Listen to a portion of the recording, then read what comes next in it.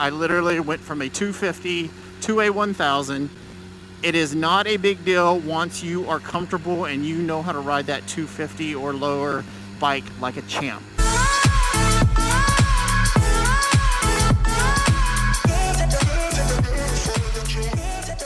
What's up everyone in Aloha? Just another beautiful day in Oahu. Check out that sunset. That's what makes riding worth it. So the topic today is, when is someone ready to ride a 1000cc motorcycle? So this topic can be debated by a lot of people, and there's no really right answer and such, but I'll tell you my experience, and then we'll use that as like a baseline. So I grew up, like I've said in past videos, I rode dirt bikes and four-wheelers, and then we had the whole go-kart phase, and all that good stuff. So I've been around like wheeled vehicles my whole life pretty much, and I grew up in Georgia where the wilderness and dirt roads are plentiful, so that was pretty nice. So the little dirt bikes I was riding, you were almost like automatic dirt bikes. They were like mini bikes almost. So, I had the two-wheel concept, but the concept of power is completely different when you're talking, off-road bikes and street bikes. So what I did is I got into riding a little over on the streets at least. Took it seriously about a little over a year ago, and decided, you know what, I'm going to get some bikes. And and now I have 4, but that's another story. So the reason I didn't ride all these years, all through college and like the first 10 years out of college, is because I lived overseas. And I lived in Korea, and I've been other places, and it's just not feasible to have a bike out there. I mean, those people, if there's any Koreans, I apologize ahead, but they can't drive. I mean, it's just free for all. Traffic signals are optional, it seems like, and stop signs they don't even use. It's dangerous, it's crazy, man. I was afraid to drive my own car over there, much less ride a bike. And they would have scooter accidents all the time over there, and it's just like wipe them aside the street and move on about your day. I mean, that's how much they take riding. I mean, they don't take it seriously at all, which is kind of sad, because that's like a main mode of transportation over there. So okay, so we'll get back. I said, a little over a year ago, I hit my year anniversary riding, probably in November or something like that. And I was like, I don't want to do anything crazy. And I had, you have all your friends and your subject matter experts and this and that. And you're like, oh, you need to go ahead and get like a 600 minimum, man. And I'm like, yeah, I probably could, but I've never really rode on the streets. Hawaii doesn't have the best drivers either. Go figure. And it has shitty roads. I mean, this place, I can't explain it. How you gotta have year-round, sunshiny, great weather and have the crappiest roads? I mean, I don't understand. It's not like the winter time where they gotta stop and it's cold and, they can't do any road work and stuff. But anyway, so all that factoring in, I was like, you know what? The best advice I got was to get a little 250, ride the crap out of it, and then learn how to handle it on the streets. Because if you can handle it on the streets, you're good to go. You got it, big dog. You got it. So I took that advice, and I picked up my Honda CBR250R. It was a 2013 model. I got a great deal on it. The guy I bought it from, he was actually selling it because he was progressing to a bigger bike. So it was, that's why I pretty much got a great deal. I told him what it was for, and he was like, awesome, dude, here, basically. So now here's the interesting part. I rode that CBR250R probably 2.5 months, 3 months max. And then the next thing you know, I'm already looking for them, but I'm seriously looking at buying another bike and selling that one. And the reason why is because I rode it all the time, and I had my past experience of riding like mini bikes and small dirt bikes growing up.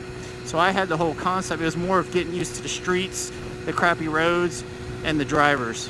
And once I had that down and learned how to handle that bike, and it's throttle control and just your overall balance and your awareness and concept, that's when you're ready. Now here is the funny thing, and I've said this in another video. I actually planned on buying a 600. I mean, the point was I was going to go from the 250 to a 600 in one day, the big boy leader bike, because I was like, the 1000, whoa, it's intimidating. It'll throw you off. That's a race bike, all that good stuff you hear. Well, it's not true. The reason I got a 1000 as my second bike is because the blue and yellow 2006 Honda CBR1000RR. And that's one of my bikes, and you can check out some videos if you haven't seen it.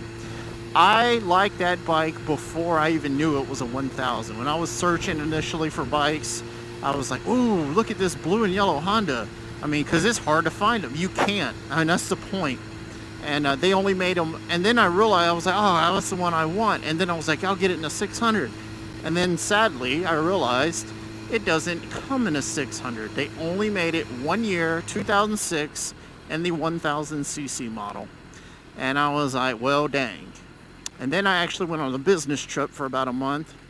And while on that trip, I did a lot of searching. I was actually in Oklahoma / Texas, down in that area, so I could actually go see more bikes, because Hawaii is very limited. There's like 2 places you can buy motorcycles. So then I did a lot more research while I was on this long business trip, and then I saw a couple places that had the bike around the states, but shipping to Hawaii, yeah, right. I mean, you got to pay like $1,500 to $2,000 just to ship a bike that's worth probably $5,000 to $6,000. You know, like, it's just not you know, it didn't make sense. So kind of dropped my hopes for it. And the night or 2 nights before I came back, I was doing some research on, you know, I was looking through the standard Craigslist, and there's like Facebook pages here in Oahu that sell motorcycles. And sure enough, I saw a guy, he was selling a bike. It was like a Daytona 675. And underneath it, so, you know, someone was interested, and they wrote blah, blah, blah. And he posted, yes, I'm actually going to be selling this too.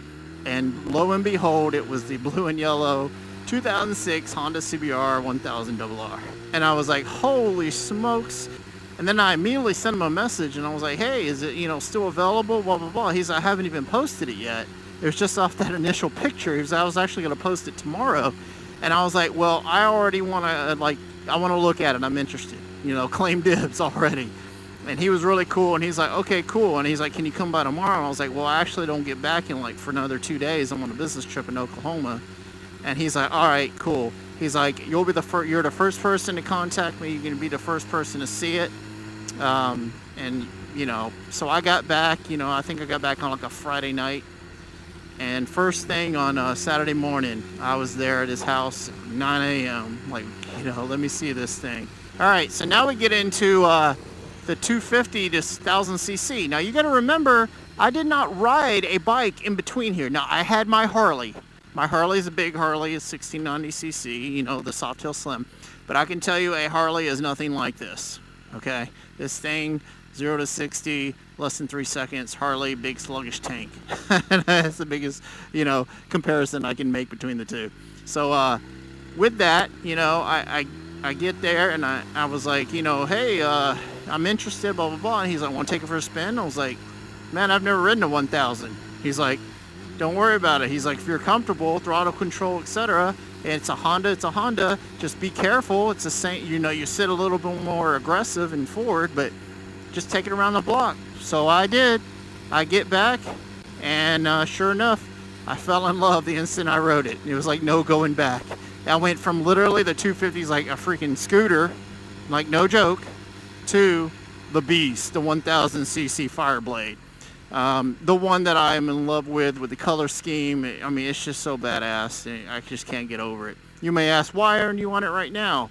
It's still in the shop, and that's another story. When it comes out the shop, I will do a whole review and breakdown of all the damage they caused to it. But they're all fixing it for free, so it's a good news story. So look forward to that. But as far as, you know, transferring to 1000, you gotta remember, I never rode a 600. So when I first got on that thing, I was like barely turning my wrist, thinking it's gonna squirt out from under me. No, there's concept just like this. I mean, it's all relative. You get used to anything as long as you do it enough, right? So, you know, like Malcolm Gladwell says, you do anything, for 10,000 hours, you're considered an expert, if you read his book Outliers. So, I wouldn't say I have 10,000 hours on a 1000cc, so I wouldn't call myself an expert, but I think I'm pretty dang good at this bike now, and my other bike. So, long story short, that's the story of me, how I jumped into a 1000cc bike. I literally went from a 250 to a 1000, it is not a big deal once you are comfortable and you know how to ride that 250 or lower bike like a champ. If you already ride a 600, jumping to a 1000 is no big deal. I mean, it accelerates faster, and overall it's just more power. The 6, and it's a little heavier. I mean, that's about it. And I wouldn't even say it's much heavier. So there's my story. When should you jump to a 1000cc liter bike? You know, I'd say when you're comfortable. After you're an expert at the 250 or you are super comfortable with a 600, you're ready to rock out on that 1000cc liter bike. So with that, I hope you enjoyed this motovlog. Please give a thumbs up and like this video. Please share with your friends. So please subscribe if you haven't. More great content. Look at these beautiful views in Hawaii here. This is a beach park here. It's just wonderful. Look at that. Diamond Head in the distance, Honolulu. Sunset over there to the west. Don't mind the Porta-Johns. But there you go. So other than that, I'll talk to y'all later. Take care and aloha.